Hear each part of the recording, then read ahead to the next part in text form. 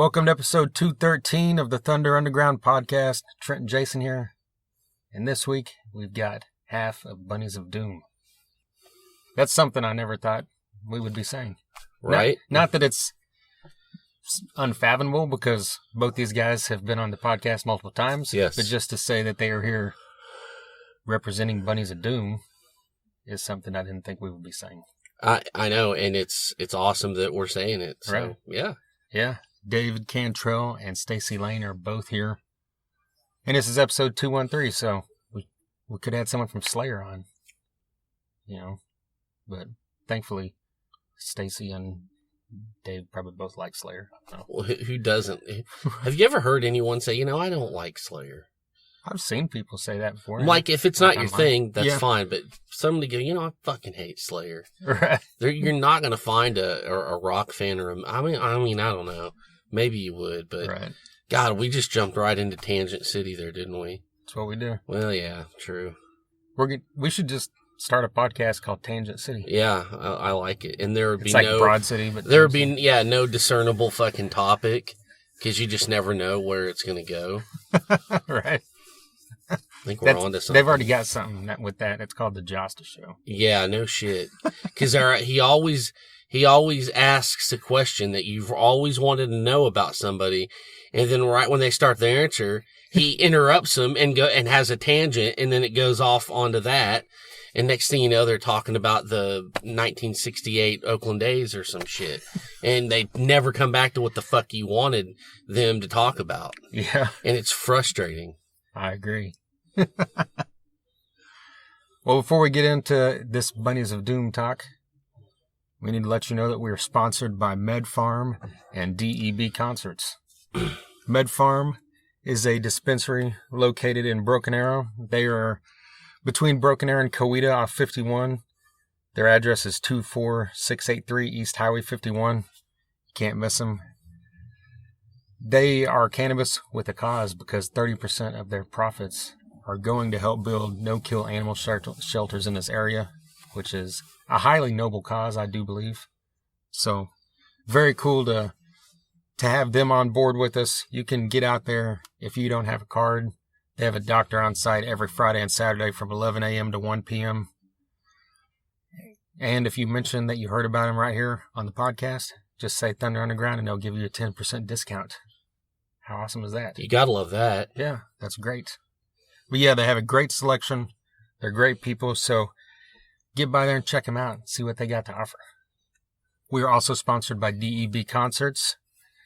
They've been bringing a ton of concerts to the Tulsa area here for the past over 2 years. All kinds of great bands like recently Saxon, Sebastian Bach, Tom Kiefer, Dokken, Stryper, Steelheart, Warrant, Winger, a ton more.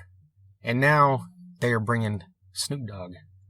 Which is funny to say that after all the bands I just said. How awesome is that? That's great. Snoop Dogg.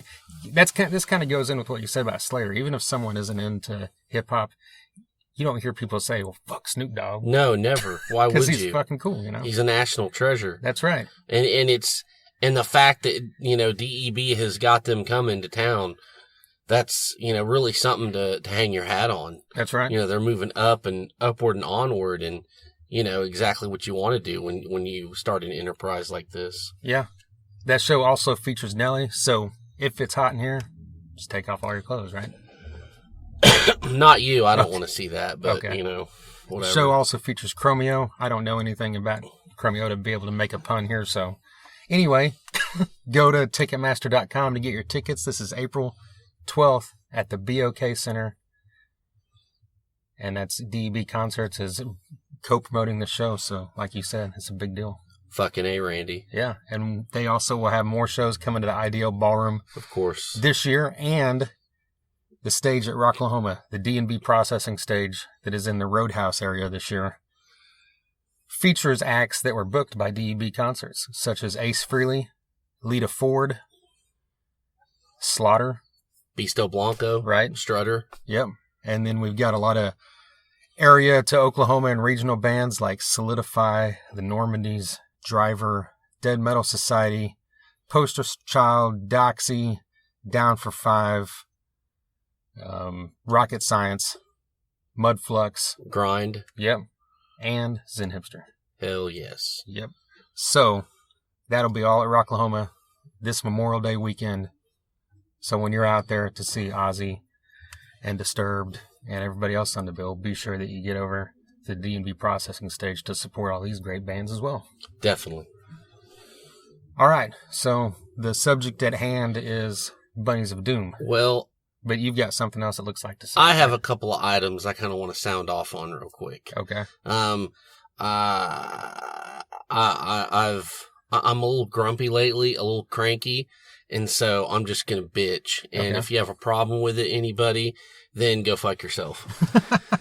First off, so I like to listen to Eddie Trunk.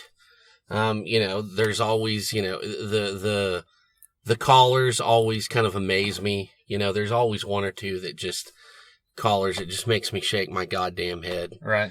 So anyway, but and that's like kind of a main draw. But what he was talking about at Tesla show he went to the other night, and he said that Eddie Trunk, and he said that it was a great show. They really changed up their set list. They played like Need Your Lovin', and they're just anyways. He said, when a lot of these legacy bands, when they go into a new song, it's always usually a bathroom break. He's like, we've all known that for years, but when they went into shock, I mean, he said he thought something was wrong because so many people just headed for the door, like, and just headed for the lobby. Like he thought, he said it looked like 200 to 300 people. He thought, is there something going on? I don't know. What's up? And then, and then once they kicked into Love Song, all these people came back in. Okay. So I absolutely fucking hate that. That's fucking bullshit. And I'm tired of all these goddamn hair farming KMOD old rockers, these fucking relics, man. Nirvana took my medal. They bitch about all their music being gone. And these bands are still 30 years later clawing their way back. Some of them have made it back. Some of them are still trying to do it. And you bitch about, oh man, what happened to the good time metal and the good time rock? Brr, fucking grunge killed it. I can't do nothing now. Well, these bands are here and they're trying to fucking do it. And they're trying to get your attention. And all you want to hear is, fucking something to believe in, 80 times over. Fuck you. You're part of the fucking problem. Just stay fucking home with your bald spot and your fucking Bud Light Orange and your fucking copy of, the first Night Ranger record. Stay fucking home. That's You're a part decent of record. It is, but you know what I'm trying to say. I know what you're saying, sir. You idiots are part of the problem, and that's bullshit. You bitch so bad about these bands wanting these bands back and wanting this music. Well, here it is. And God forbid, they're artists. They always want to create. They always want to do something new. It just because you turn 40 or 50, well, I'm just going to paint the same fucking painting I've always painted. No. And so, if you're not going to support them, stay fucking home. You suck. So that's one thing I wanted to bitch about. Right. That's done. Okay. And, so there you go. If you have a problem, email me. We'll talk about it. I don't give a shit. So anyways, the next thing is, my girlfriend and I went to Nothing More last week in Oklahoma City. And it was a cool show. Nothing More of Mice and Men. That kind of stuff isn't normally my thing, but I really enjoyed Of Mice and Men. I thought they were cool. Bad Flower too, right? Yeah, we did not get there in time for that, okay. Though. They're pretty cool. And they're pretty good, yes, yeah. Yes. And Nothing More was cool. They have a great visual kind of thing going on. Yeah. That's a group of bands that is, not really something I listen to, but I have no problem with. I think all those bands are good, and I need to listen to them more. But, there was a lot of at this show, which I've seen at a few different shows this past year or two, is people bringing little kids to these fucking, small theater and club shows. Just because they're all, and I'm not talking about 10, 12-year-old 13-year-old kids. I get that. That's the age we all start fucking going to concerts. I'm talking about like, 3, 5-year-old kids. I mean, there was one little kid up against the wall with a blanket asleep. Completely unattended. What? Completely fucking unattended during this concert. Wow. And there was, I saw 3 or 4 instances of that.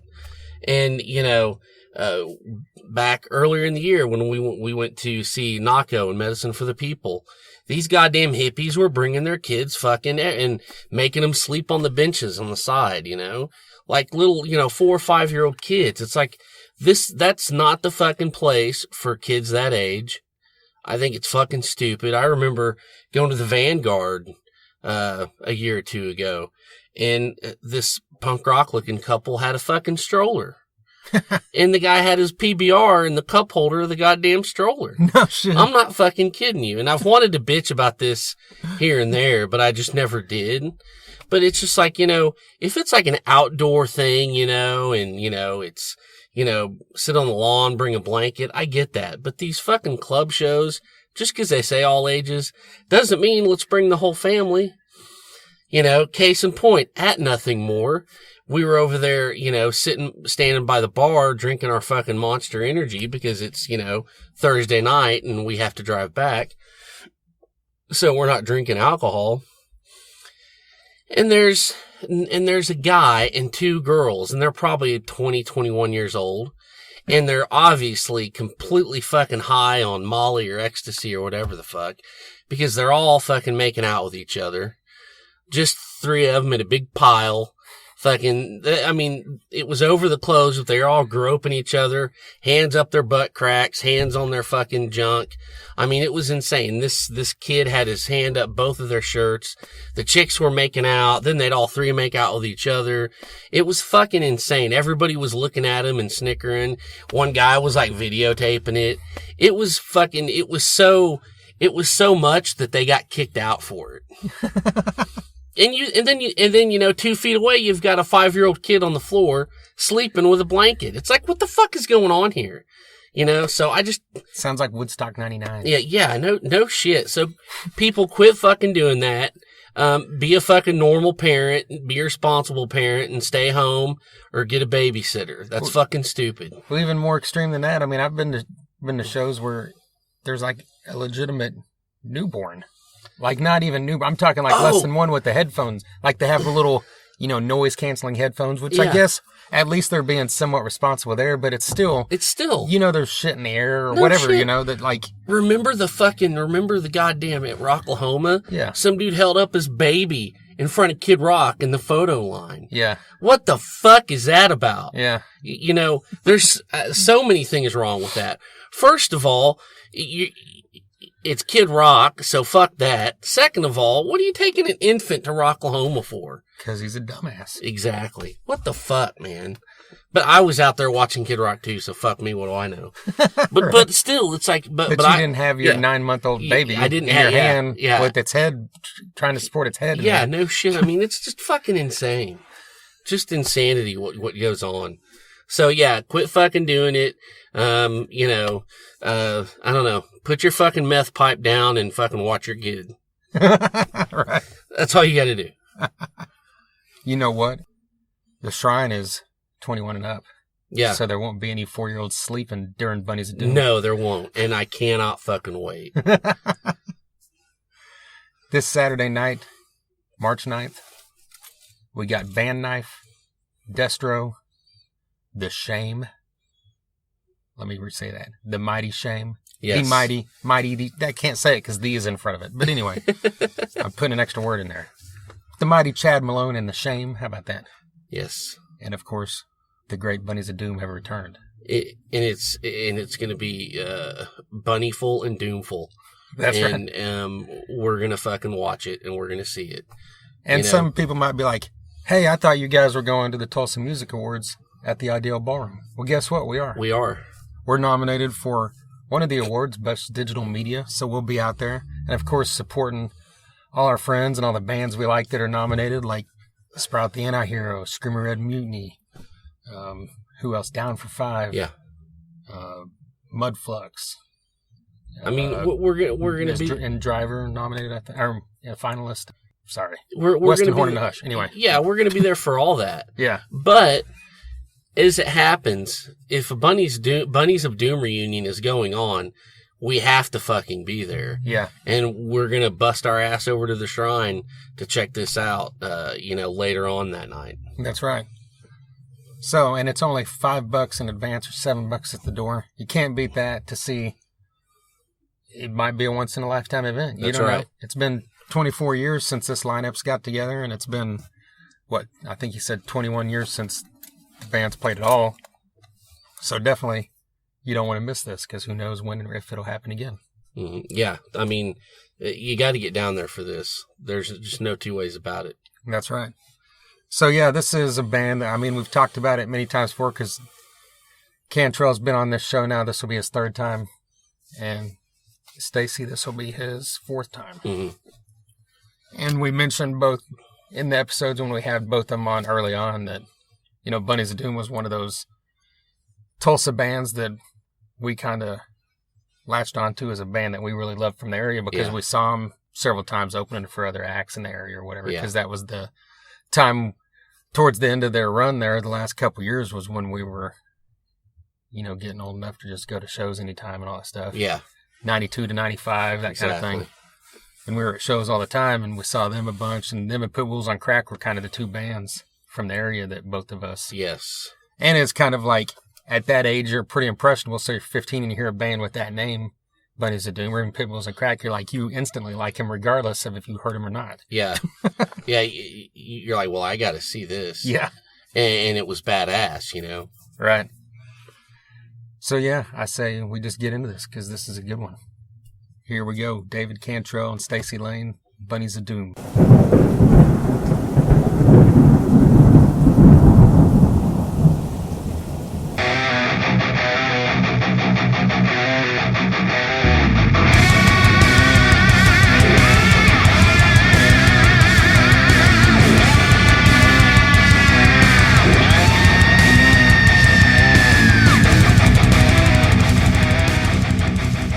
I could have bought a real Les Paul. Yeah.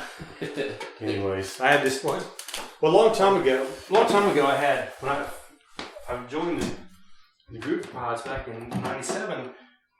My guitar teacher at the time, he was like, hey, I got this guy that So I finally had some income. I didn't have any money. Never had money.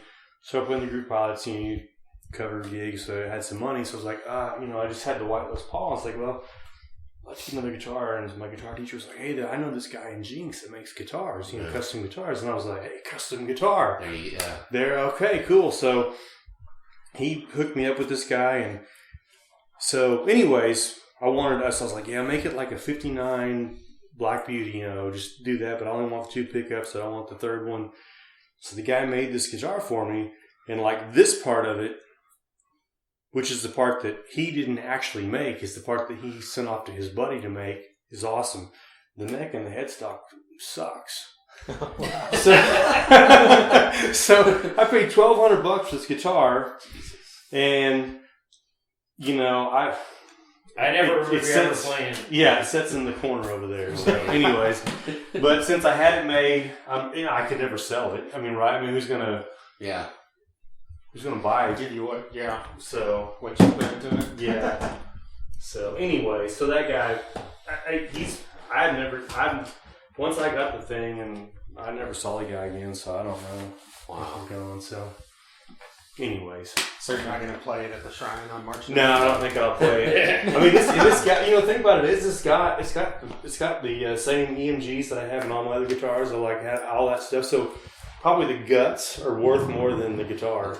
The guitar, yeah. Yeah. So It's crazy, he made it and then he just disappeared. Well, I remember there was a big newspaper Yeah. article about the guy, and he was making strats. His thing was he did strat bodies. Remember that? You were like the first. yeah, I was the Gibson. first Les Paul type guy, but the thing was that it was a hoax, because he didn't actually, the bodies he sent off to this guy in Mississippi that cut the bodies. The guy had like this, and I'm not a I'm not a gear guy. I'm not a geek guitar Yeah. tech guy. I mean, I play guitar. I don't know all the deals about it. But so this guy had like one of those machines that he could. So you would put like a guitar on the stand, and then it would run. It had like these things that would run the course of the guitar, and then it had something over here that like cut the guitar wood over here. You see what I'm saying? Yeah. So here was your template, which was an actual 59, Black Beauty Les Paul, and it did all the things here, and then it cut it over here on the actual piece that you wanted. So that's where all the bodies were made. And then this guy in Jinx, he made all the necks and the headstocks. Well, that was the worst part of the guitar. You could probably get like an Epiphone neck put on there. I heard, you know what I mean? No. Yeah, I probably could. I mean, That would be more affordable than getting a Gibson neck, but Yeah. I took that in to have it set up afterwards, and it was fun because I took it over. You remember Tulsa Guitar and Electronics? Oh yeah. So who was the guy? He's not there anymore. He's at the other place now. But who was the guy that was there forever? I remember his face. I never knew his name, but I had my Carvin in there all the time. But Jesus Christ. Yeah, well, he worked on that one. And he's like, yeah, I came and picked it up, and he's like, hey, I set that up and everything, but I'm just telling you right now, that neck and that sucks. I was like, thanks, man. I just spent $1,200 on this guitar, but thanks a lot. What do you do? What do you do? So, anyways, appreciate you guys coming over here. So, Oh, yeah. No problem. how far away are you? You said you were pretty close. Yeah, I think it said 4 miles. Yeah. Oh, yeah, that's where we met you. Was that your place when we did the? Oh, yeah. Oil Capital, Yeah. Why did you guys decide that now is the right time after 21 years since the last Been gig? 24 years. 24, I think that okay. we played one gig in 1995. So it was kind of funny. I don't know. Well, it's not funny, but in retrospect, it's kind of funny. We put out a second CD and didn't do anything, and then played one gig, and then the other two guys moved away. So Stacy and I kind of made sure that CD got finished because they were also doing another band called Dead Clown, which is actually going to play the night before. So they're having 2 reunions, but I figured if that was any way that could help get Jason into town, then it'd be worth it. So I'm like, Jason, you don't have to come for just one gig; you'll have 2 gigs. But I'm turning 50, so I used it as a guilt reason. Yeah. Come on, guys, I'm 50 now. I'm not 49 or 51. So I knew Stacy would be Jones and play with Jason again. So it was like, I don't know. That lineup lasted 2 years, and we did a lot of work then, and then just hadn't played, those songs. Most of them haven't been played since. Stacy and I did a version of Bunnies that lasted a little bit after that, but we only ever played a couple of those era songs anyway. So this gives us a chance to revisit it once. And, I think it's been over 10 years since Jason's even been to town anyway. Wow. So I just figured, I'd go for it and see what happens, It's so far so good. I need some wood to knock on this for real. But you guys tossed around the idea before now? At all? Well, Stacy and I played together for over a decade, so we've got different rhythm sections we could do reunions with, so we just chose the hardest one to put together. Yeah, I mean, I think, for us too, part of it, there's, like Dave said, we did 2 CDs and 1.5 of them were this lineup. Is that right? Yeah. So, and then, when we got done with that second CD, it had disbanded and everything. So this is really a good opportunity for us to, be able to do this. Obviously celebrate Dave's birthday. I mean, that's a cool thing, turning the big 5-0. And obviously, we grew up together, so you know that I'm not much further behind him than that. So, great opportunity to do that. And for me anyways too, I think that what we're going to do, these songs, if you were to ask me, hey, could you do this in 10 years? I don't know if I could do that. So this probably might be the only opportunity for us to play these, perform and pull them off. So it's probably a one-off thing, or Yeah, I would. These people. I mean, Jason the drummer lives in Austin. Yeah. So. Yeah. It's the hardest lineup to get together part. Yeah. I mean, Pete lives here, so Pete would be easy for us to collaborate with as far as that goes. But to get Jason here, that was, this is a pretty monumental thing, for us, anyways. I mean, for the other people that are going to come to see us or not come to see us, they probably may not give two shits. But for us, I mean, this is a pretty monumental thing to get this group of guys together. So, and like Dave said, we wrote a lot of music. We did a lot of stuff together, and Jason and Pete have a great connection. Both from the bass player, guitar player, but also in Dead Clown, which Pete plays guitar in that one. That's right. Yeah, I think they all swap off maybe. Yeah. So the songwriting part, they have a great connection. So this is a great opportunity for us to pool all that and play. Yeah, I think with we would never call anything. We did a version of the Bunnies after Jason left, but I mean Jason is really associated with the Bunnies because he had a version of the Bunnies before Stacy and I were even in it. So it's like, it's almost like Saturday Night Live. What's your favorite cast? Right. Or what's your favorite years? I hadn't thought about that. So, there's some people, I'm kind of applying, in the documentary, Andy Williams, he said something similar about Pitbulls on Crack, It's like some people like that one, some people like this one. It's like, well, this was one that was on the CD, so whether or not whatever you think or who should be in Bunnies of Doom, like this band, put out the music on on the discs and played. So no earlier version did that. So. Yeah. Well, you mentioned to us at some point, I remember, I don't think it was when Severmind was on, but you said, or maybe it was, you said you didn't remember any of these songs. Yeah. So you had was that the case for you too? Would you have to relearn everything, or is it stuff still in your head? I haven't been that outside of a couple of Bozak reunions. I've been that active musically, so I've been plumbing my archives. So I haven't been singing it, but I've been more aware of it because I've done a lot of remixes over the last couple of years. So I've been more probably involved with it. The other three guys are off doing new music. So, Jason, Stacy, of course, for Severmind, Pete, he's got a local band he knew and plays, as a sideman with tons of acts around town. So they've all moved on, and I've, since I've been back in town, I've just been going through the archives while I haven't been doing anything, and so I'm probably more familiar with it than any of the rest of them.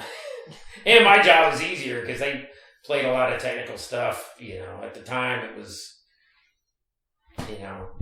the big balls, show us your dick musicians. We want to have the biggest cock in the room, if you get what I'm saying. Yeah. Musical euphemism. Yes. It was like Cream. It was I was trying to stay on time, yelling over the top of three dudes that were soloing at once. So that's a great way to put it, because actually that's what we talked actually whenever you guys came and interviewed.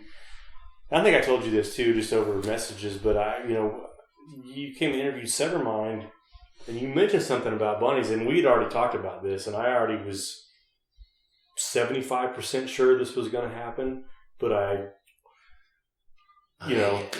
couldn't say, and I wanted to leave that for someone's birthday. We don't know, right? I remember. Okay, I remember. Yeah. I wanted to leave that more to Dave to make that announcement and do all that. And plus, there's, that was so far.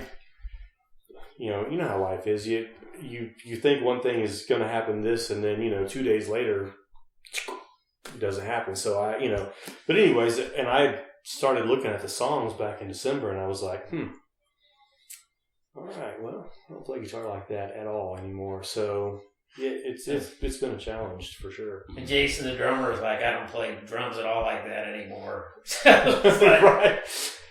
It's like, as long as you play the parts, as long as the rest of us don't have to change what we do, I don't care what you do. As long as we don't get lost by what you're doing. Reinvent yourself. It's fine. Yeah. Well, when's he going to get into town, and when are you guys going to be able to... He's supposed to fly in Monday. Okay. And then, he's pretty much going to be rehearsing all week long with us or Dead Clowns. Yeah, so I think we've got Tuesday set up, and then they've got Big Clown on Monday, Wednesday. Hopefully, we'll get a Thursday in, and then we'll play. So So really two full band rehearsals. I think that's what we're looking at. Yeah. So because then they'll play Friday at Starlight, and then we're Saturday. So he's going to be busy. I think there's a pretty good lineup too. With on Saturday we've got the Shame that's playing as well, and I think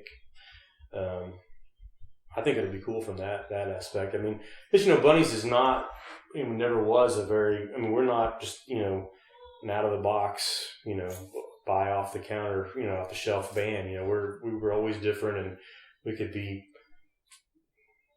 I don't know. I mean, I kind of not the same type of thing, but I always think about somebody like like a Mr. Bungle or something, or a Faith No More with just it's all over the place. It could be really heavy in 1 second and not, and then and it could be kind of punk and then it's not, and then you just never knew what you were going to get. So it's gonna be pretty cool.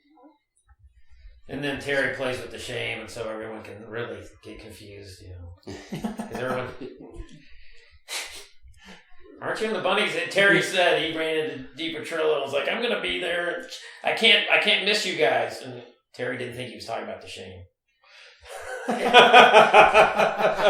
"Yeah, because you know what? We're competing with that award show." Is it the same night? Yeah, they're hopefully we'll be coming over after they win, right? Yeah, there you go. Okay, I said you're on the list, so I'll put you on the list. If you can get over there by 11. We're gonna. Yeah, it's gonna happen. Can't miss it. So, I guess that's why originally I tried to get into the Vanguard because I like the idea of an all-ages show, but I guess that's why I couldn't. But, I'm glad to have it at the Shrine, because I'm all, when we were doing Bunnies, too, we were still young enough that, or we didn't have very good gear, and to hear those songs through his setup now has excited me. The thought has excited me for years. Because he was playing through Peavy's back then. Of course, it would hopefully some of the dust will go off the yellow Les Paul because I have a nostalgic attachment to that thing. He got it when he graduated from high school. So that's always what Hendrix with the white Strat or Stacy with that, smoky Les Paul. It's the trademark. There you go. Yeah, and that'll definitely be played for some of the songs. And like Dave said, I think too the advancement in technology and what we have. I think about some of the rig lineups that I had. I mean, I had stuff that was completely unconventional to have to play through some type of little tiny amp that I had to pipe into just a PA power amp that would go into a cabinet that was just completely not professional whatsoever. I'll just leave it at that. So it'd be nice to have a real tone for these songs. So, and I'm assuming I don't know what Jason and Pete are playing through, but that's always a mystery with those guys. But I know Pete plays all the time everywhere, and so and that's where we're rehearsing at Pete's house. Last I heard, I believe it's Pete. He had talked about maybe us being able to rehearse at the Nightingale Theater, but he never said that was going to happen. So probably his house. He's got a full lineup of stuff. So and he's stayed bohemian through and through. So it'll be I haven't seen his rig. I think he told me about it, but I don't remember what it was. But it'll be fun. It'll be experience. Hopefully they have some sort of PA. My PA is ancient, dilapidated. I'm sure will be feedbacky a lot if it needs to be retired. Whether or not I keep going after this, So I guess to summarize all that, I would say that we're going to have. There's going to be definitely some new elements, but there's definitely going to be some probably some old school punk rock a little bit that's going on as far as some of these things go. So it's an interesting mix. We got this band Knife that's playing They used to be called Adolescent Apes. Then they had a lineup change. And I've written a song with them. I occasionally collaborate with them, but they got their own thing going on. And those are some of the guys from Machine in the Mountain, right? Yeah, JoJo. Okay, from, JoJo from Machine. From Machine in the Mountain. Okay. He's one of the guitar players. The drummer was the last singer in Dead Orchestra, Justin Henley. The other guitar player came from was in a fairly big Chicago band called Sidekick Kato. It was big in the 90s. You know, they reunite occasionally and play with what was it? They just Alkaline Trio or something. They went out to play with them. And then the bass player is a guy named Reed, who's in a band called Constant Peril. A death metal band around town. Yeah. And then a band called Destro is playing, which they're kind of groove metal-y or something, kind of mid-tempo groove metal stuff. The singer's a guy named Jonas Goins. I think that's how you say the last name. And then the only other guy I know in them, he hit us up. I guess he was a big Bunnies fan because he hit me up just a couple of months ago to see if I had any CDs left, and I brought everything I had. Like, sure. And then of course the Shame. So I was going to say too. That's the thing. Also, we're going to have. It's a one-off deal here, but I mean we're still going to set up the merch booth, and we have between Dave and I, we still have like all the CD stuff. I mean, unfortunately, we don't have any T-shirts to sell, which would be nice, but we don't have that. But we still have all the discs and all that to sell, and I'm sure you guys might have some Oil Capital stuff that we can put on that as well. Yeah. So we can kind of make it a merch booth for all of that stuff. And kind of my travels through Severmind, different people as they kind of learned, my background, have hit me up for, oh, you were in Bunnies of Doom? Even if they didn't even know, it's just the name itself. It's just always, it's different. So they would, send me some of that stuff. So, I've sent out for free. I just send them discs, hey, they're not doing me any good, right? Set in a box. So I'm like, hey, if you want them, I'll send them to you. So I think we'll get some people that have, I've sent stuff to that'll, from the Severmind scene, that will come in, to that. So that'll be good. Overall, I think we want to try to make this, it's a one-off, but I'd like, we want to try to make this as kind of a, fairly big deal for just, not for just for us, but, for all the bands, but, want to try to treat it as not just it's a reunion, and if however it goes is however it goes. I'd rather let's just try to go full out and make this as good as we can. Blow it out, definitely. We've got this. There's a local psychedelic lighting company called Molten Sun. I've hired to come out to the old like here at Woodstock, or not Woodstock, like Monterey or whatever, like Kendrick should be playing.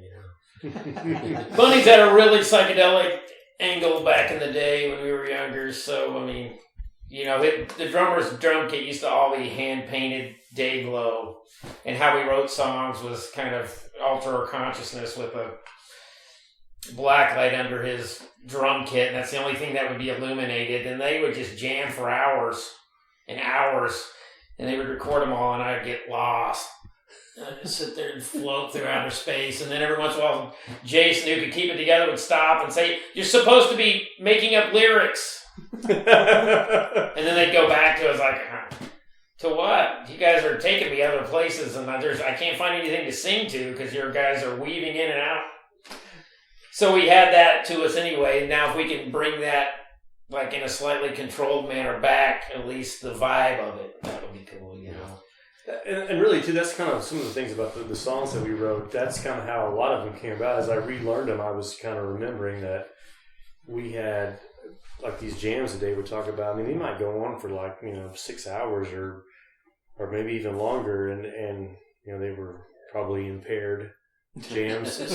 But Jason would record all this stuff, and then you might 3 or 4 days later, he would have gone through all of that and said, I got this, I got this, I got this, and I got this, and we need to put this all together and get, and so then we would start the songwriting, process and all that. So, which, I think for us, I don't know about you, Dave, but I just kind of relied on him to do that, I certainly didn't have the patience to sit through, 6 hours of people jamming. So. Right. Yeah, he set us up in some weird place in Kiefer once. Remember, we drove all the way out to Kiefer and recorded all night long. Just boombox. And they just jammed. And then trying to make your way back from Kiefer while you're impaired, shall we say. Yeah. It was interesting. It was. And then, I was like, who's this? How do you know these people? We're just jamming in their house, don't even know who they are. We just showed up. I think it was a trailer. I guess you're right. It was a trailer in the woods. He always would find those people. Probably somebody he was having illicit business transactions with. Yeah. But, we always got good returns out of it, and that's kind of part of what made... for us, I'm not going to speak for anybody that listened to us or came to our shows, but for us, that made it appealing. We always got this weird kind of, it was never really a conventional songwriting experience. I'll just say that. So when you guys rehearse next week, you're going to do any 6-hour jams, or is it just going to be straight? I'm way too old for a 6-hour jam. I can tell you that. I just kind of, We'll do what's necessary. How about that? We were trying to work out a set list through emails and stuff and 4-way messenger, and that seemed to not be going well. So I just picked 10 songs and said, "Do these." Yeah. you agree, or if there's one you don't want to do, but I mostly picked the ones that were in the Pete era. Pete would have done any one of them, but I think we picked 10 songs, and I think he was involved in the writing of 7 of them. So yeah, and that's the great thing about P2 is that he's so versatile, and whether I would say that there's really no ego involved. Whether he was involved with them or not, you could give them to him and say, "Hey, do your thing," and he would go do his thing, and it would come out to be great. So it was. His versatility and just ability to adapt to whatever we give him, and that's one of the great things about him, and makes this easier. So it's an even split. We do 4 from each CD, and then 2 from this comp we were on called Cream of Whoop Ass. So it's a pretty even split, and I think they all go together well. I think it's got a nice heavy flow. It'll be cool to hear how it sounds now. But who knows? They may change it and say we all decided to work up this weather in a song. So I guess at the end of our second rehearsal, we'll actually know what we're doing. But. Right. So I think it'll be I would like for this to be something that kind of captures the essence of what kind of Bunny shows were and all that. But obviously speaking just for myself, I'm an old man compared to what I was. So.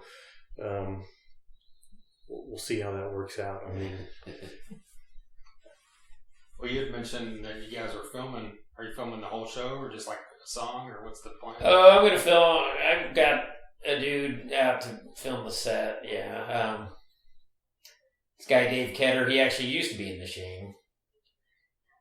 He works for Channel 6, but yeah, he's got some cameras, and it's Brian's birthday, but I've relieved him of the duty of shooting. We're sharing birthday. Brian's birthday is the 1st. I'm the 7th, and so it's a combined birthday party. But he said he'd edit it. So if it turns out, if it's worth editing, then even if it's not worth editing, he can work his magic and make it cool because he's as an editor, he's like the equivalent of Stacy as a guitar player. So.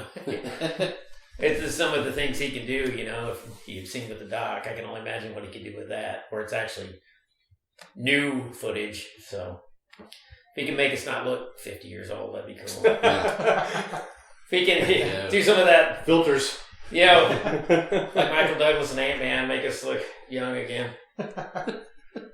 Is that something probably for YouTube, or are you going to do something special with it? Well, we'll see how well it turns out. A lot of it determines on how well the set sounds. Right. I would like to we're going to capture it, and then we'll make a judgment call. Get Stacy over to review the audio with me once that's done, and we'll go from there. I mean, at the very least, I'm sure we'll cobble together something from it. But in my dreams, we could, make a concert movie. But we just have to wait and see what we end up with. You know what I mean? Yeah. Yeah, I mean, like Dave said, I think it'll be interesting to see where we land after the practices and all that, to kind of figure out where we're actually truly at, as far as what we can do. I mean, it's kind of one thing to, like, we got the set list that we came up with and kind of run through it, but let's see where we're at when we get done with it all, and then when we get up there to play and all that kind of stuff. And I mean, we've all played a lot of gigs since then, and so I think that the professionalism and all that, we should be able to figure out how to get there. But at the same time, we also know that there's a certain amount of uncertainty. Yeah, that's really a real phrase or not, but you know that things are going to happen. And, you just have to kind of get up there and play, and we'll just. I mean, my feeling is, or my hope is that we just turn it loose, and if we get some clams and if I hit some clams on some stuff and some whatever bad notes, but the energy's all there, then so be it. Right. That's rock and roll. Yeah, exactly. That's what I'm so kind of nervous because to me it's such a big deal. But so it's like part of me. We had wild shows, unbridled, unhinged, but then it's like walking the straight line, the bouncing act. If I want it to sound clean and professional and tight, or but still have that energy, where you never knew what might happen, but you always want it to come back. So it's, I need to let go. When Jason's lands in the airplane here in Tulsa, then I might be able to relax and whatever happens, happens. But right now it's just like, is he going to get on that plane? And after that, then I'll lose a lot. I think I'll lose a lot of my stress or anxiety when I get the call that he's here. Because whatever happens, it happens. I mean, basically, I just wanted to make a play, but, just to get us four guys together again and see what happens, But then I have this problem of always trying to take it to the next level, you know what I mean? I could have set it up in a smaller place but I was like, I want to hear it that big. I want to see it showcase. I want to hear it to, wall of sound on a big stage like the Shrine, at least. I don't want to settle. You say Cody's running sound too? Cody Bailey's going to run sound and supposed to record it for us. I do a lot of my little on the side studio editing and archive plumbing with Cody. So it's like, hey, take this whole thing and make it sound better. And he's magic at that. It's kind of funny. Stacy and I, our first band was called Asylum, and we did all our recordings then, we were learning. It's like grade school. You don't go back and... I can go back and listen to them and think, I like that song or that was fun, but it doesn't... I think the first degree of professionalism as regard to studio work came out when we were with the Bunnies, somewhere in the Bunnies. But the other day I went over to Cody's and I just sent it to Stacy, and we was remixing a song from 91, like this poetry session I did, and we just stripped it all down and just took all the drums out, and Cody built this great loop and he did scratching and all this other shit that we never used. Well, why not? I don't care. Throw everything awesome. in it. You got done. Dave sent to me. I was like, that sounds really cool. I mean, you wouldn't know that it was done so long ago. Yeah. Just out of the guitars, bass, and vocals were done in 91, and then we built it up. Rebuilt it. You can rebuild it. The tape is so obscure. The only place I could find that would transfer that style tape was in Australia. Wow. So I sent it to Australia. They sent a link back to Cody, and then we pulled it up, and I was like, maybe I should have picked a different tape. But now I feel like I've got to do something with it. I went to all the trouble. I paid for it to do it, and I sent it to Australia. So we gotta use something from it, and so we did that just the other day. So it's gonna. If Cody can make anything sound, if Cody captures it all, I'm sure he can make it sound good, And he's, you guys know Cody? I've met him years and years ago, but probably once or twice.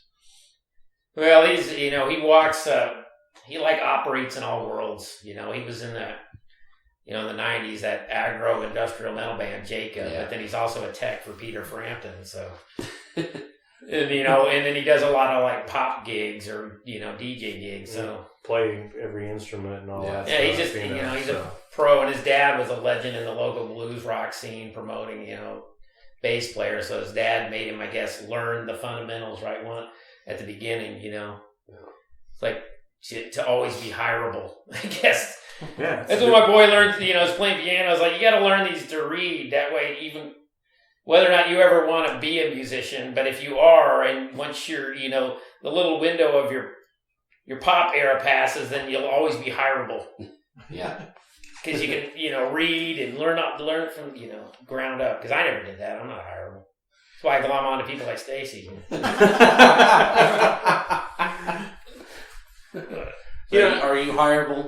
I hope so. I don't know. Stacy, yeah. Sometimes I don't know. I mean, I wonder, but.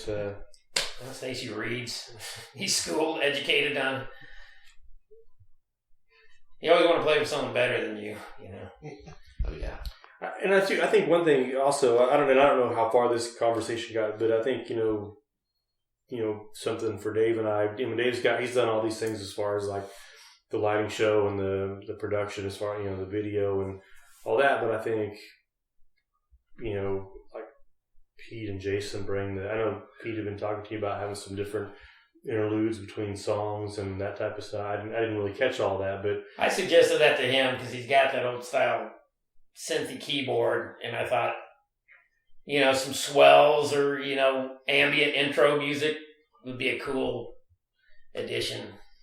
Yeah, I think those guys think outside of the box too to get and it's not just on us to figure all that out. I think once we start to they've already got some ideas, and once we start getting together, and they'll kind of figure out how they want the flow to go and be able to do some things where we won't be just on us to kind of figure out how to make this whole thing go. Those guys are super creative, and I enjoy not having to have that pressure of figuring out how to do everything besides just play the songs, one through whatever. Yeah. So. Well, you mentioned Asylum earlier. Is that the next reunion? That was 2010, man. Yeah. Oh, was it? Did it happen? Yeah, we did. The 25th anniversary. Was that 25? It was 2010. Yeah. 85 to 2000. So we had a 25th anniversary show where we used Chachi from Bozak, Tribe of Souls, and all that and Sons of the Dust. He played drums because Terry and I had also played with him in Bozak, and Bozak covered a couple of Asylum songs, so it was easy. I don't know exactly what the future will bring, but maybe someday we'll revisit some stuff. Next year's 35, I guess. Oh, I guess. There you go. Yeah, so well, that'll be the unplugged version you all have been waiting for. We don't feel like carrying the heavy shit anymore. Playing that. You have to keep. That's the thing. You just have to keep finding younger drummers. Black Sabbath, prime example. Yeah. We're like, hey, no, it's not Black Sabbath with Bill Ward. It's like, I love Bill Ward for what he did, but if the new guy's better, because those other guys need all the help they can get. Yeah. If Bill Ward falls apart, the rest of them are just going to fall off the stage. Yeah, well, who knows? We'll see what happens. I don't know. Dave and I bounced around some stuff for post to this. I think right now we want to just get past we want to get this thing done, man. Yeah. It's just we talk about a lot of ideas, but I'm kind of ADD, and so I probably fire off so many at him. He's like, "Whoa, slow down." But I am like, this is what's on the plate. We'll take care of that. Well, if anything turns out, we'll let the dust settle. He's got, he wants to do he's got Severmind, and he's got new stuff to do with them.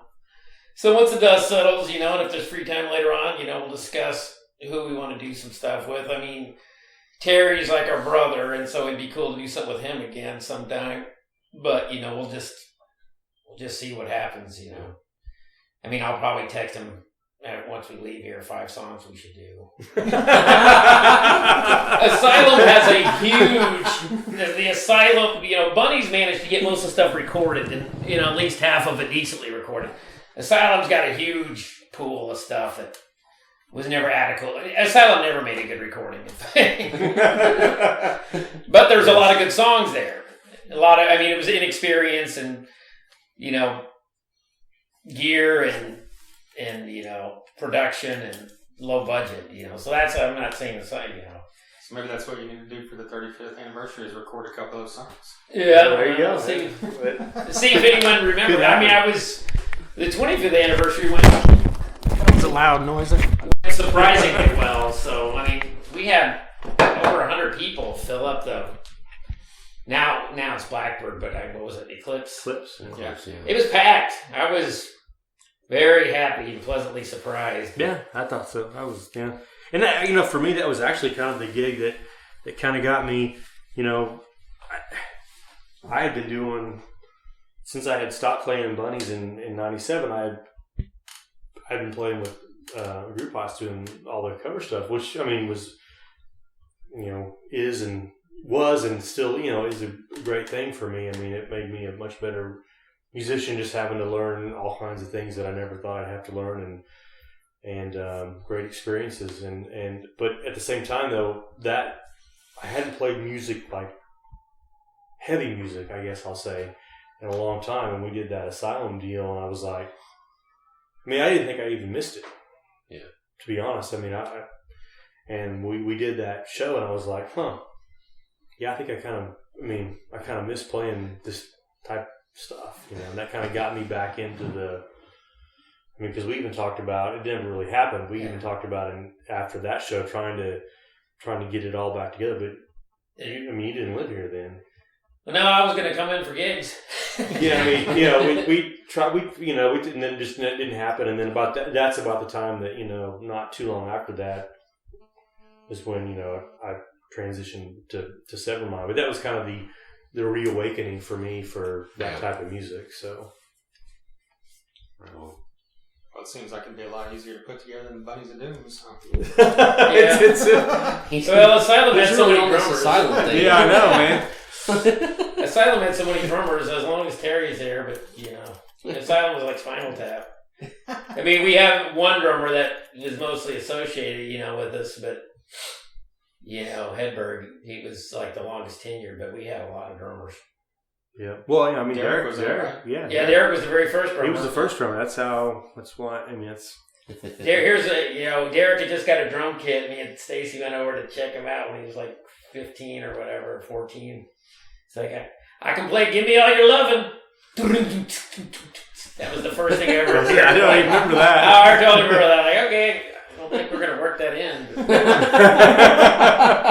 He could play Give Me All Your Lovin'. I remember that. Yes. We did a demo back when Derek was in the band. We're going way back. 85? Yeah. What did this dude? He was legally blind and his mixing board was in Braille. Oh my God. And we had no idea what we were doing. And Terry was in the band, but he didn't play bass yet. He wanted to be rhythm guitar. So we did a demo. And I don't know why we didn't think, but to go back and have Stacy overdub a bass line. But they just played 2 guitars live in this dude's little garage 8-track studio. And, Derek had a huge drum solo in it. It was pretty humorous. But, and then we all brought our share. We were all dividing it up by force to pay. Derek handed the studio engineer a bag of quarters and said, "Here, I guess you'll be able to play a lot of video games." It's like, dude, that guy's blind. It was awesome. Yeah, it was like he didn't know, but that's just his share. He had a bunch of quarters. Or somebody had quarters. I don't remember, but I remember it was Derek who said that. Yeah, Derek said it. I think as a band we paid in quarters. Wow. We paid, but just to show you how unobservant we were. I mean, he had laid down like pieces of paper, like. I mean, I don't think he did. I think his wife had laid down pieces. This is a studio guy. Had laid down pieces of paper, like for the walkway, so he could hear himself walk.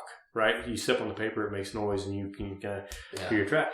So, you remember that? See, I don't remember. Well, here's the kicker: is that I didn't. We didn't. As the four of us, we didn't even pick up on that. That was weird. We were just like, huh? There's paper on the floor, and you just go on. You don't even think about it. Well. I figured out he worked with my mom. Yeah. That's how we figured out, I think, that he was blind. And so I was telling her about it. I was like, yeah, this guy's name is so-and-so. And she's like, so-and-so. And then I talked to the guy later on. He's like, yeah, I work at, I can't remember where it was. And turns out, yeah, he's blind. Well, that's why I was putting paper down, because so he could help him. I don't think he was all the way blind. I think he could, see that we were there. Yeah. But I don't think he could read. He was probably...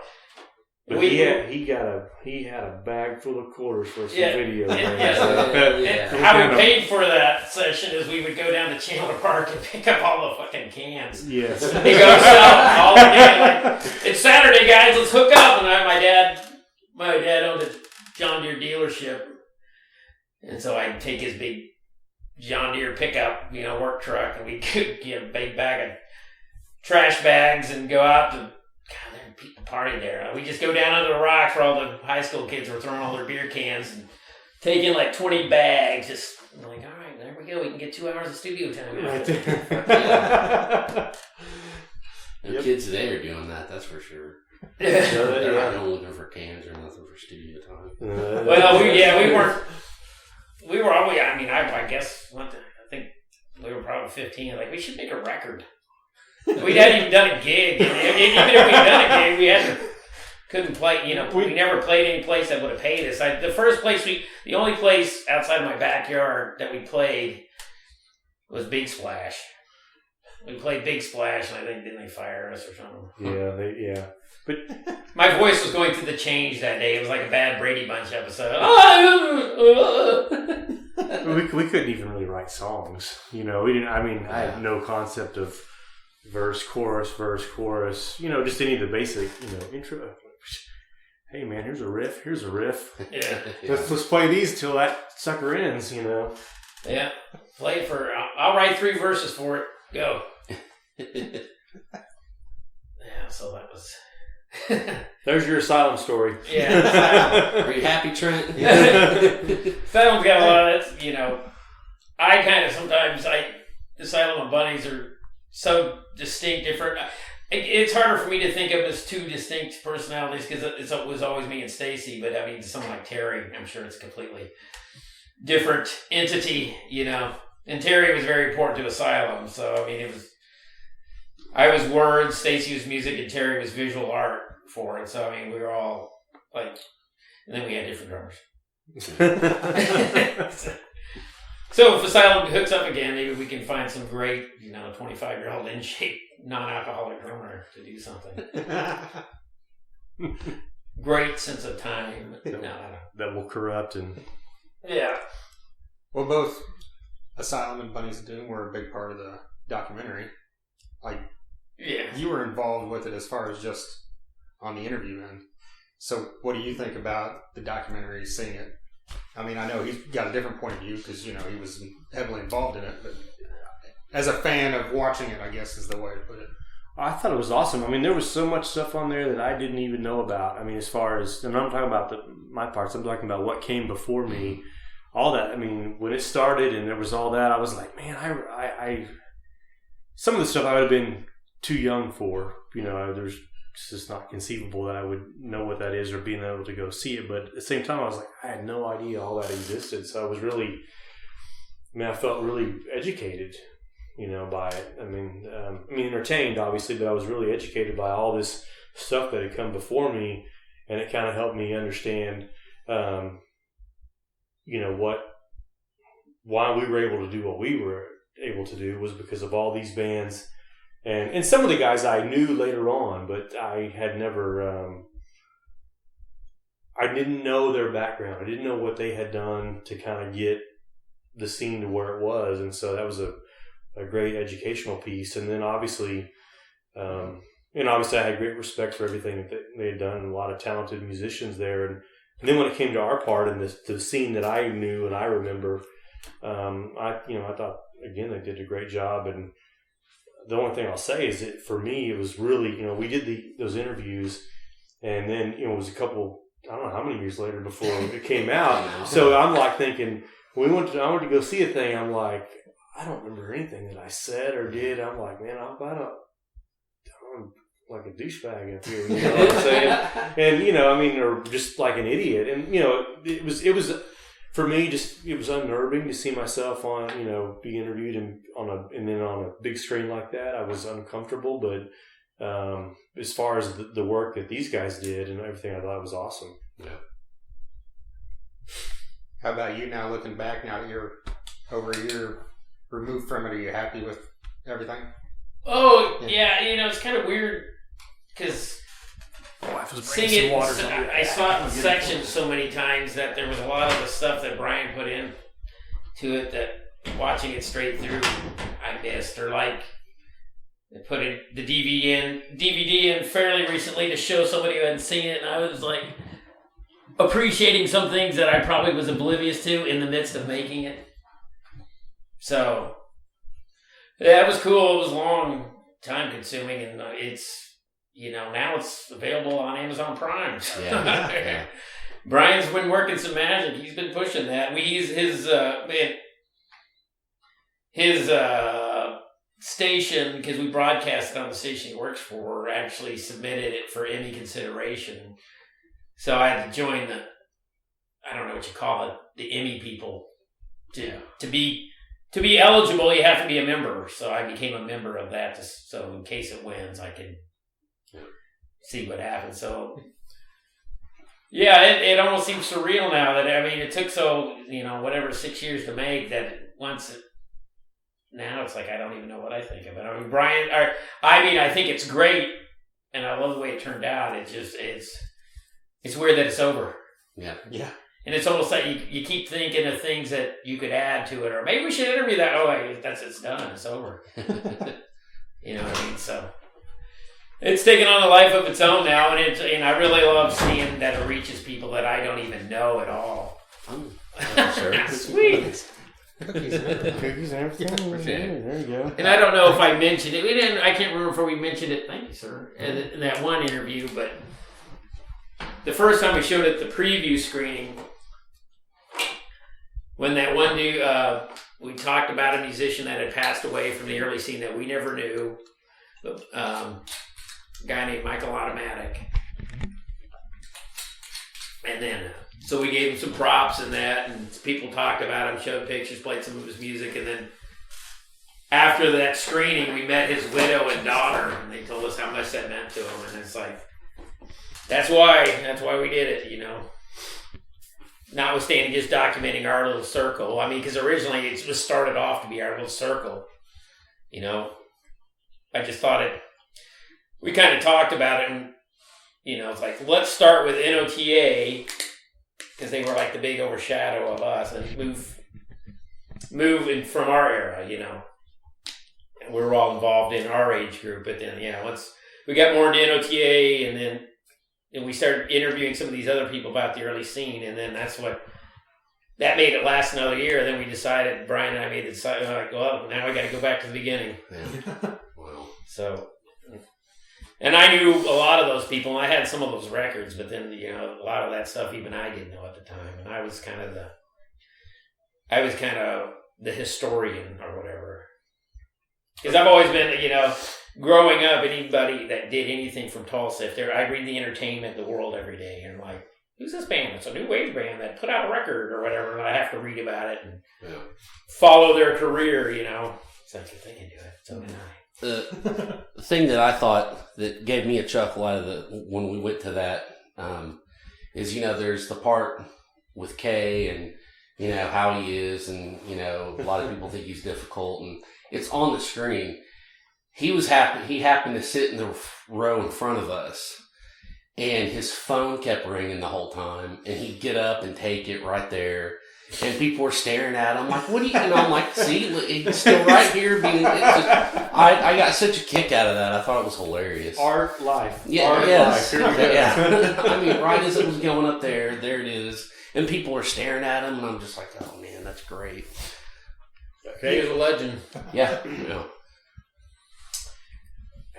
So many of those things are worth their own documentary, you know what I mean? So the way Brian stitched all these stories together and made connective tissue that you didn't realize was there, you know, first. Who never would have thought you start with a band, what were they called? Oh no. One of the early power pop bands, and how you connect that to what Asylum was doing. Just 5 years, 6 years later, which at the time seemed like decades. Yeah. By the mid 80s, the early 80s, it seemed like the 60s. Well, then, like, you know, obviously, I think about Roger Scott, who was in Cenotaph, who we played all those gigs with, and then he went back to Los Reactors. Los Reactors. I didn't really get that. I mean, and just musically, you wouldn't get that connection either. Yeah. I mean, just having people that are. I mean, he was able to bridge that. That gap of those two different styles of music, and bringing that all together. And then, I didn't realize Bunnies of Doom. We, in our later years, we rehearsed in the NOTA headquarters. Yeah, I didn't at the time. I really didn't realize that. I mean, it was just a place that we rehearsed. That was, and then once I kind of after watching the documentary, I was like. Huh, we used to rehearse there. I didn't know. Yeah, Jason also was in a 90s version of NOTA. Jason grew up, worshiping NOTA, and then he was in a band called Crimes Against Humanity with the guitar player from NOTA, which Jeff tells a great story in the documentary about that, Jeff from NOTA. So then when NOTA got back together for the 90s, they ended up having Jason, who was a natural fit for him since he had kind of grown up with them, idolizing them. I mean, so, yeah, you tend to rehearse whatever the drummer's drum kit is. Yeah. That's what it was. You know how that is. Well, I remember in the document, I can't remember who said it, but someone said that he thought Bunnies of Doom should have changed their name. Like later on, because it was a totally different band. Yeah, Dave Toby, the original bass player. Okay. Yeah. So what is your guys' thoughts on that? Because it wasn't ever brought up after he said that in the doc. Well, at the you think if the controversy's on such a small local level that outside. I mean, to me, it's like. See, like I said, people might like one version or the other version, but the controversy, even now it came up again about what's real. And like, it doesn't even matter. It's such a small, local, 10 people controversy of what is technically, sure, at the time, it was a whole different thing. So most people would just say, I'm going to change it. But, it's like, if you like take Black Flag by comparison, it's like, by the first EP to the last record with Rollins, the only same person was Greg Ginn, the guitar player, and their sound had completely changed. So should they have changed their name, or does it even matter, Yeah, I didn't. It's kind of weird. I mean, so Bunnies of Doom, the version before that Dave and I ran, they actually recorded their tape or demo or whatever at the same studio that Asylum recorded at. So I knew, and I actually had a day job there working not for that studio. That studio was located in a warehouse, and I worked in that warehouse, and so I was familiar with all that stuff. But to me, I never thought twice about it. I mean, in hindsight, maybe it would have been a good idea to use a different name. I mean, certainly by us, it was meant as no disrespect to anybody that was before us. I mean, it was just, we started playing with Jason and Dave Toby and the two guys that were from the older version of Bunnies. And then whenever the topic came up of a name, Jason had done all the artwork, right, for Bunnies. Yeah. And so I don't, and they said Bunnies of Doom, and so I was like, okay. I mean, it wasn't any. I don't know. I didn't put any thought into it. It was a cool name, cool artwork. Here we go, and we started playing. So maybe in retrospect, would it have been a better idea? Possibly, but it just kind of was what it was, and it is what it is. The decision was made then, so I mean, and it's still whether I'll say this: whether I was in the band or not, or if I never was in the band, still a great name, and some of the stuff that came up artwork wise was awesome, and I mean even. I was... Terry did a lot of artwork for it, too. So. Yeah. Terry did a lot of stuff, for this version of Bunnies. And to this day, I mean, I was even... Just a couple of weeks ago, I was at the gym, and I was talking to a buddy up there, and this guy, I know he's a drummer, and he was like, when's your next gig? And so my next gig is Bunnies of Doom. And so I was telling him, and he's like... He's a much younger guy. He's probably the 25-year-old drummer we need for us. Anyways, in shape dude that can probably do all of it. I need to remember that. But, and he's like, well, who are you playing with? And I told him, Bunnies of Doom, and he's like, man, I never heard of them, but that's a great name, So I was like, okay, well, there you go. So.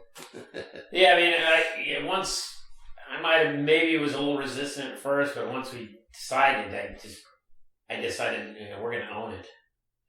You're right. Yeah, there you go. Yeah, well, I mean, we're going to own it, and we even made the weird, at the time, a slightly awkward decision. But once Jason decided to move, and then Dave Toby came back into the band, we had boxes of CDs and shirts at the time, and we got Steve Beard for the last version, and I was like, Jason, we're just going to keep calling this Bunnies of Doom. I mean, you chose to leave Tulsa.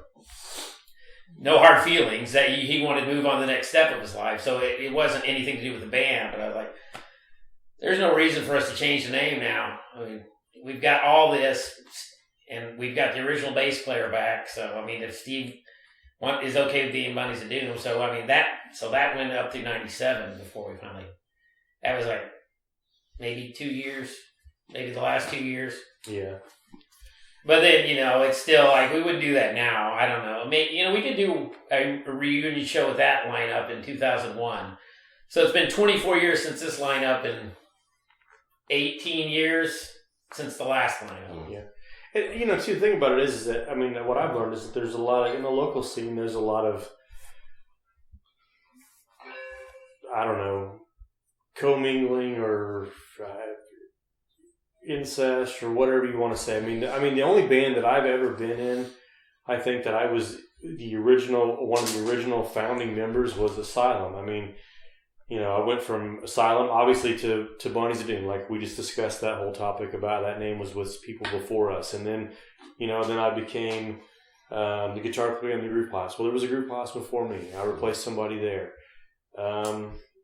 Sever Mind. I mean, there was somebody there before me. Yeah. So, I mean, and you couldn't, that's my example, but I mean, if you look around all the bands that are, out today playing and doing all that stuff, I mean, how many of them have their original lineup that they first, I can think about whenever for Sever Mind, I can think about the bands that we played with, like our first year, like at Rocklahoma, of local bands, that played with on the Access stage. Well, how many of those bands still have those same 4 or 5 members? I doubt very many of them. To be, until like there's a lineup that's putting out the records that from the record and their performance. So if a band had a different lineup and never put anything out, then how is that the real lineup? You know what I mean? Right. I mean, somebody made a joke once to me, and I worked with him. He was like, but this is for the 2001 reunion, and we was like, so and so the first singer going to show up if this is a reunion? And I'm like, that's like asking if Pete Best is showing up at Beatles reunion. So, no. If they want to get together and do a reunion, that would be cool. I guess it would be weird, but I don't see it. Yeah. I got nothing against the earlier version, and I hope they don't have anything against me. I mean, so it would be, it'd be really weird. It's never going to happen, but it'd be kind of cool if the three main lineups did one big all night show, you know what I mean? Go up, choom, choom, choom, just I don't really have any. I mean, I just play, and I don't think. I don't know. It's weird to have to think of a qualifier, you know. Yeah. That's why, you know, when I advertise it, this is the lineup. These are the people in it. I'm not doing a blanket statement. We haven't hired somebody new to fill in for somebody, you know. This is the specific lineup that's going to play. And if you like that era, and you know, like us as friends or musicians, can't wait to see you and play for you. You know what I mean? Yeah. We probably made it more of a controversy than any. Like I said, 10 people maybe care. Right. And I think at this point, most people just associate Bunnies of Doom with the music that Stacy and I helped make. So, I mean, I was of the age where that's the only thing I heard. Yeah. Oh, exactly. I mean, yeah. We did a lot of stuff under that name, and you know, it's, you know, we released the discs and all that kind of stuff, and so there you go. Yeah, there it is. I mean, we don't try to think about things in terms of, you know, competition with other folks or anything like that. It's really not what we just do. I mean, just trying to play the songs and have a good time together. So there it is. Whoop! There it is. Yep. Cool. We appreciate you guys doing this. Well, thank you. Shoot, man. You guys making this time for a bunch of guys that haven't played a gig in 24 years, I think is an awesome thing, and says a whole lot about you all to take your time to come do this with us. So hope we don't disappoint you guys. Hopefully it's not your lowest rated podcast. Yeah, exactly. Bunnies of Doom. Who? I don't know, swipe left or swipe right, but whichever the bad one is, swipe that way. Who's that?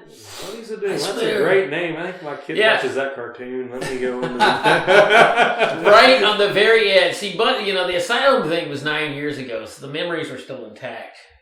You know, you'll go almost a decade, and then you're like, "Dude, people gonna remember?" It would be very scary to try to do a 35 Asylum thing. He's like, who remembers? Yeah, and you know, to that, I guess I'll say this too. It's one of those things where even as a, you know, playing like in Center Mine, and I'm sure, you know, playing in a local band, you still have some certain people that come out to see you, and they know some of your songs. Well, this deal, even though we had the 2 CDs and we played all those shows in the 90s and all that stuff, I'm pretty doubtful that, I mean, you know, my wife doesn't even know what Bunnies of Doom song, you know what I'm saying? So I'm pretty doubtful that there's going to be anybody that when we start to play, there ain't going to be nobody singing along. They might be getting into it, but there ain't going to be nobody singing along because they know the song. Yeah, well, they won't really sing along songs anyway. But here's a funny little story. It's like the last version of the Bunnies of Doom that was playing in the 90s. That's actually where he met his wife. We culminated. We used to do every year. We would do an Easter show, Bunnies of Doom Easter show, and we got big enough at one point or whatever to do it at the Canes. Yep. And my ex-wife knew his current wife and brought her to the show or something. So that's how they actually met, was through Bunnies of Doom. But, you know, that lineup, that was a special reunion show even then, wasn't it? I think so. We did. Because Steve, the last drummer, had gotten a job where he was working nights, and so he was kind of phasing out. Yep. Yeah. So we played that show, and then that was it. Like 2 months later, Stacy got offered to join the Groove Pilots, and we'd lost our drummer, so he went for it. And then we did the 2001 show with that last lineup. So yeah, a lot of the people I talked to weren't even born yet. You know, I worked with people that were just kids. So yeah, what year were you born? Oh man, well we broke up right before you were born. But here's the CD, so listen to it. You like kind of heavy, funky stuff? Come on out, check it out. You know, when you work with people and you realize you're the age of their parents and they're adults. Like, oh yeah, that's your mom. I went to high school with her. Weird. So. We promise it will not be Old Man Rock. No, it Come won't. Bunnies of Doom show. It's still going to have an edge. It's going to be There you kicking. go. Dave and I will be the most in shape old men you'll ever see. I promise you. Like our old days when we would bring the dumbbells to the side of the stage. Be like Doyle. Warm up beforehand. If we're getting, because back then we just played in shorts, so you know. I don't think I'll be doing that. Yeah.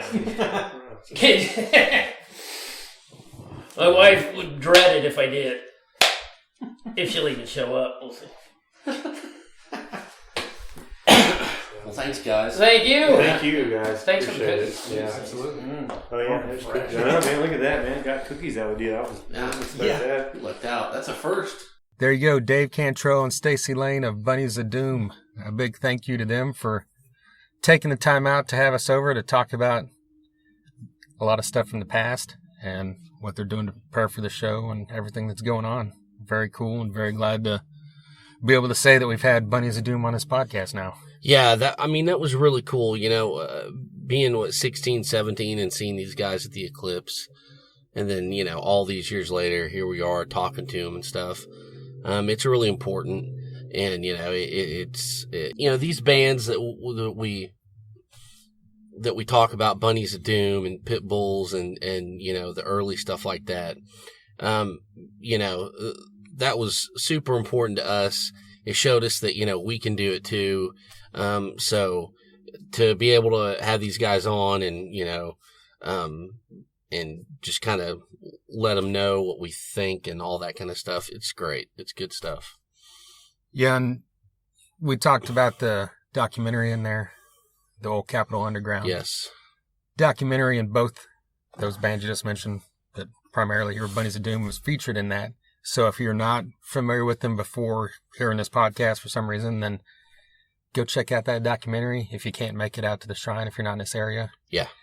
Even if you're not from the Tulsa and don't know any of the bands they talk about, you'll know some of it because there's a little piece on the Sex Pistols being here and the Circle Jerks. And it's on Amazon now, right? Yeah. Yeah. You can get on Amazon Prime. Yeah. And all that stuff. And it's just a great documentary about a period of time in punk rock in this area of the country. So very cool thing. And like we mentioned earlier, Dave Cantrell was on here before. He's one of the filmmakers of Old Capitol Underground. Terry Waska and Brian Crane were on here with him.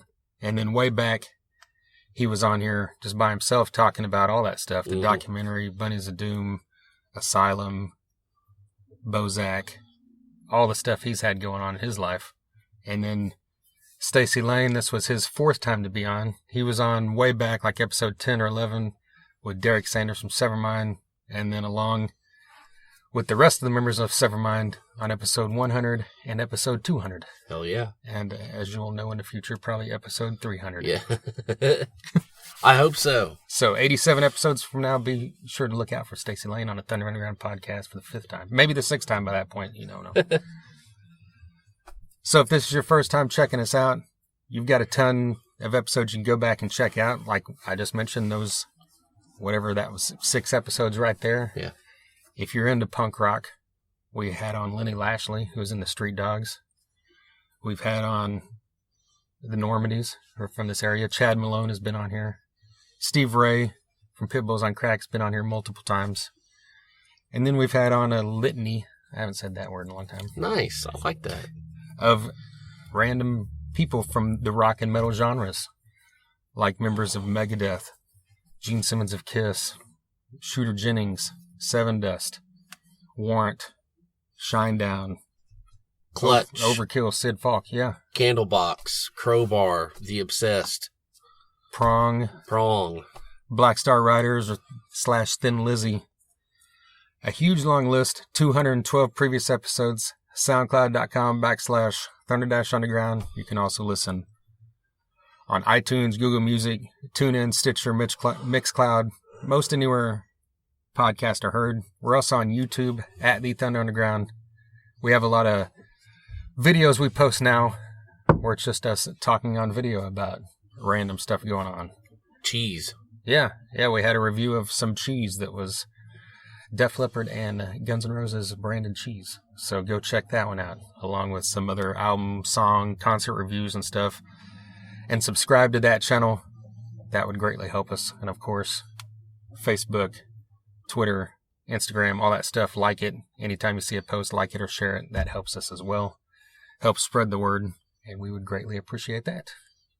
Hugely appreciate it. Yeah. Bigly. All right. Well, once again, this Saturday night at the Shrine in Tulsa, Oklahoma, the Bunnies of Doom reunion, which will also feature The Shame, Band Knife, and Destro. The Tulsa Music Awards is also going on at the Ideal Ballroom. And there you go. I think that covers it for this week, doesn't it? I think so. Yeah.